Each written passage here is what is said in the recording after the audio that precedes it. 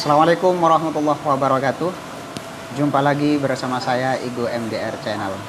Salam sehat selalu buat para sahabat pemirsa dimanapun Anda berada.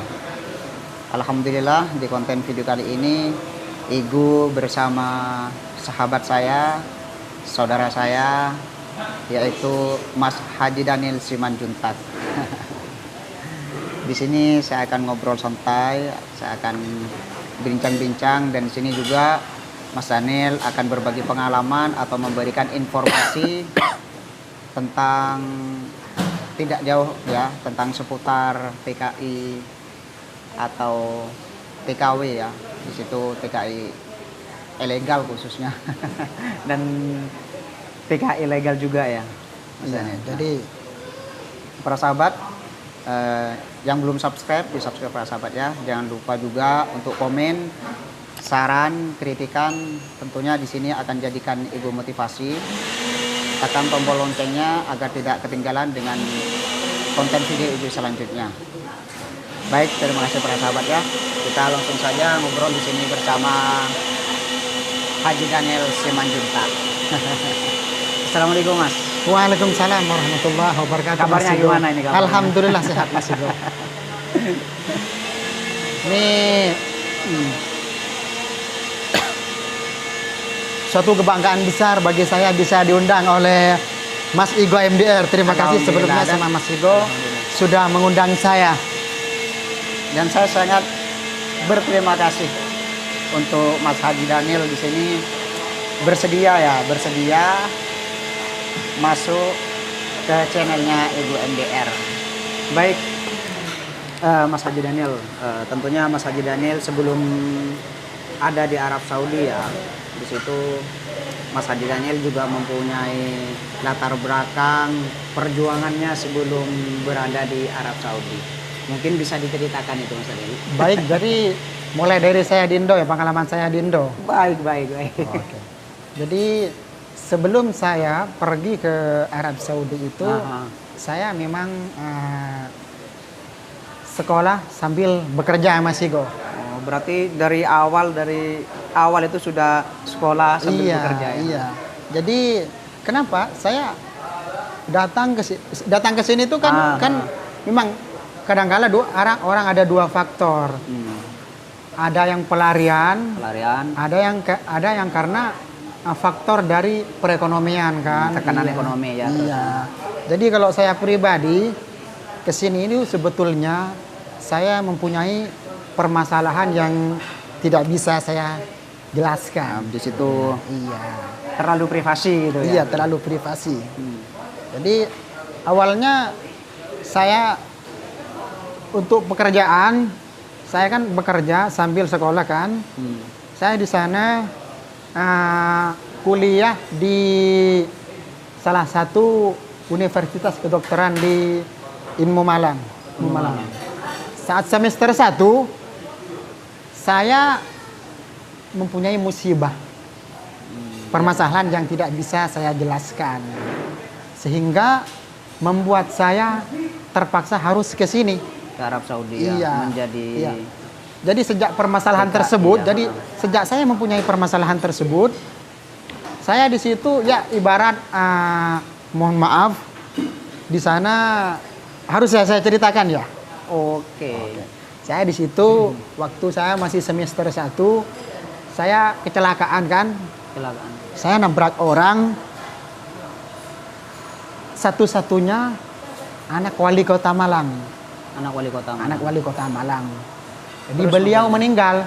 Beliau meninggal waktu itu saya dicari, saya diamankan kan dari pihak, kebetulan karena keluargaku masih punya orang dalam saat itu, jadi dari pihak kepolisian memberikan saran kepada keluarga saya untuk sebaiknya Daniel ini jangan, sebaiknya diumpetin dulu gitu. Jadi ketika di persidangan saya nggak bisa hadir, jadi saya itu dinyatakan tabrak lari. Tabrak lari berarti. Iya, padahal dari pihak keluarga saya kan sudah ada komunikasi baik dengan keluarga kan, untuk alangkah sebaiknya kita apa namanya itu konflik kekeluargaan lah. Ternyata ternyata dari pihak korban itu, dari pihak orang tuanya nggak mau uang, nggak mau ini, maunya saya. Tunggu. Dalam kecelakaan tersebut, apakah anak itu, maaf ya, apakah di situ patah tulang atau itu meninggal atau seperti apa di situ? Katanya sih menurut informasi beliau tidak langsung meninggal di tempat kan. Saat kecelakaan tersebut beliau sebelumnya dilarikan ke rumah sakit. Iya, beliau mengalami patah tulang di bagian kaki sama di leher. Bagian kepala. Iya. Jadi 2 hari sebelum itu masih koma, 2 hari sebelum udah meninggal. Gitu Mas. Jadi itulah yang membuat saya tinggal di Malang, kemudian pindah ke Surabaya, kemudian ke Madura, terus kemudian ke Lumajang beberapa tahun sampai saya itu apa ya? Bosan dengan hidup saya yang serba berpindah-pindah. Iya, karena apa? Karena saya itu masih diincar sama ya yang namanya pejabat lah, sekelas wali kota.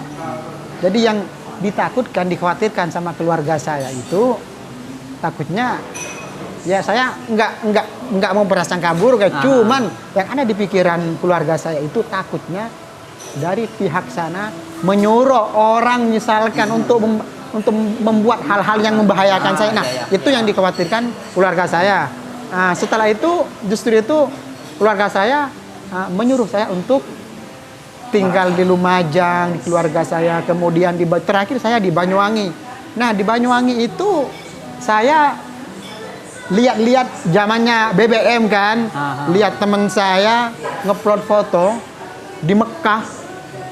Jadi di situ saya berpikiran kenapa nggak saya coba gitu untuk Iya. Itu waktu kejadiannya pada tahun berapa ya? Sekitar tahun 2016 kalau kejadiannya. 2016. Iya. Saya berangkat ke sini 2017. Jadi dalam 1 tahun tersebut saya istilahnya kesana ke sini.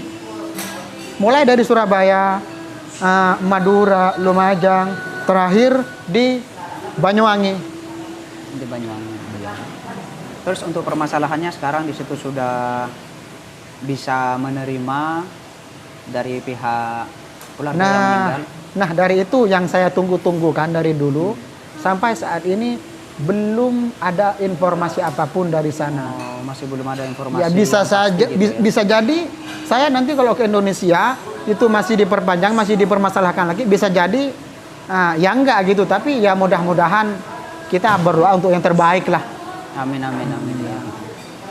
Terus untuk pihak korban di situ apakah di situ sering berkunjung ke rumahnya sampean atau sebaliknya dari pihak keluarga sampean, dari keluarganya ya, apa sering berkunjung minta maaf atau seperti apa di situ? Apakah masih ada komunikasi antara pihak korban dengan pihaknya Mas Haji Dani? Kalau untuk saat ini ya dari pihak keluarga saya katanya mencoba mendekati dari pihak keluarga agar permasalahan ini cepat selesai lah, karena sudah hampir beberapa tahun, sekitaran ya 5 tahun 4 tahun lah ya, sampai mulai dari dulu sampai sekarang ini kasus ini belum bisa diselesaikan karena dari keluarga korban almarhum itu sangat menuntut saya, pengen saya, nggak mau uang, pengen saya. Jadi kita mau silaturahmi atau istilahnya sekeluargaan lah, jangan sampai dibawa ke pengadilan, ke hukum. Mereka nggak mau, mereka memilih mau saya daripada uang gitu. Ya namanya di situ mungkin karena ya namanya anak Mas dan itu merupakan anak satu-satunya yang katanya akan menggantikan posisi beliau gitu. Ya namanya takdir kan, aja di situ Allah yang menentukan. Semoga aja di situ nanti bisa menerima ya, bisa menerima dan bisa memaafkan Mas Haji Dani di sini. Nah, kalau bisa diceritakan secara singkat Mas Haji Daniel ya, untuk kronologi kejadiannya itu seperti apa? Kronologi waktu itu apa tabrak mobil atau sepeda motor sama mobil atau seperti apa? Waktu itu saya kan masih nakal-nakalnya ya, mohon maaf saya masih nakal. Namanya juga anak muda kan, semua anak muda pasti mempunyai masa nakal kan, apalagi waktu sekolah sama teman-teman. Waktu itu kan saya lagi ada di Malang. Saat itu ada ulang tahun teman saya di Surabaya, yang waktu itu saya harus datang ke acara tersebut. Saking terlalu terburu-burunya saya dari Malang ke Surabaya. Nah, di daerah Pasuruan disitulah kejadian tersebut. Saya pakai sepeda motor dan almarhum tersebut nyebrang mau beli sate katanya, iya. Sedangkan saya dalam keadaan nggak terkontrol karena waktu itu kecepatan di atas 160 saya, jadi nggak nutut. Andaikan dari korban tersebut, soalnya dari korban tersebut melangkah sekaki aja, insya Allah selamat. Soalnya di situ saya kebingungan. Waktu saya dalam keadaan tidak terkontrol, korban itu diem di tengah embong, di tengah jalan itu diem. Beliau kaget, kemungkinan beliau kaget. Saya juga kaget, makanya saya lebih memilih tabrak aja daripada saya begini nanti begini. Jadi saya ke kiri, takutnya dia ke kiri gitu loh. Jadi saya memilih lurus, akhirnya ya nabrak sehingga membuat beliau, saya sempat mau dimasa sih waktu itu, saya sempat mau dimasa. Tapi alhamdulillah waktu itu lagi ada polisi yang lagi operasi di sana, yang kemudian mengamankan saya. Andaikan waktu itu tidak ada polisi yang operasi, kemungkinan saya sudah diobrak-abruk sama warga di situ. Tapi alhamdulillah di situ Tapi ada alhamdulillah, polisi, iya. Saya cuma mengalami cedera di bagian lengan, untuk kepala enggak, sama bagian punggung, cuman enggak apa-apa. 1 bulan sembuh. Cuman masih ada bekas-bekasnya di sini. Agak Terus rusak. untuk Mas Danielnya sendiri di situ kan juga terjatuh kan? Tidak ada patah tulang atau seperti apa? Enggak, kalau untuk patah tulang enggak, cuman ini tergores kan, luka semua ini, sempat dibawa ke rumah sakit juga. Cuman diobatin, lalu saya menyembunyikan diri. Karena dari pihak kepolisian yang saat itu juga di sana ada teman keluarga saya juga, maksudnya Potlantas di situ masih kenal dengan pihak keluarga saya, makanya beliau membantu menyarankan sebaiknya dibawa lari saja gitu. Karena ini sudah berlarut-larut Mas Daniel ya. Iya. Semoga aja dari pihak korban almarhum di sini bisa menonton video ini, mungkin ada yang perlu Mas Daniel sampaikan kepada pihak keluarga Mas Daniel. Kenapa? Mungkin ada yang pengen Mas Daniel sampaikan kepada pihak keluarga korban. Pihak. Ya, assalamualaikum warahmatullahi wabarakatuh. Sebelumnya saya minta maaf kepada pihak korban karena kejadian itu bukan Disengaja ya? ada unsur sengaja. Itu adalah nasib kita berdua.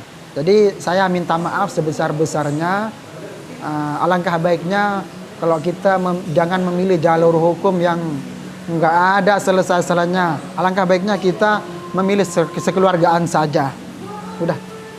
Semoga aja untuk korban di sini ditempatkan di surganya Allah ya.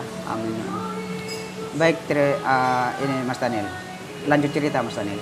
Jadi setelah itu kan terakhir kan saya ke Banyuwangi kan, ke Banyuwangi. Seperti yang tadi saya sampaikan, saya terinspirasi melihat teman saya yang ada di depan Ka'bah, ada di depan Ka'bah. Jadi kenapa enggak saya mau ke sana aja gitu? Itu cuman angan-angan.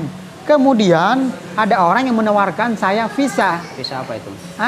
Visa kerja juga, visa kerja kan, untuk bekerja di sini. Iya, bekerja katanya ya. Ya, saya mau coba. Tapi sebelumnya saya minta izin kan ke keluarga aku, dan ternyata dari pihak keluarga saya mengizinkan. Daripada saya ke sana ke sini mending saya ke sini ya. Bisa bekerja, bisa mandiri, dan bisa melakukan ibadah. Jadi akhirnya proses saya cepat. Waktu itu saya berangkat ke sini itu saya sendirian. Mulai dari terbang dari Jakarta sampai di Singapura, kebingungan saya kan, karena saya belum pernah ke luar negeri. Jadi saya kebingungan di sana kan. Akhirnya saya nyampe ke Jeddah, saya dijemput oleh sponsor saya yang ada di sini, bukan majikan. Sponsor saya. Jadi saya itu dijual di situ mungkin.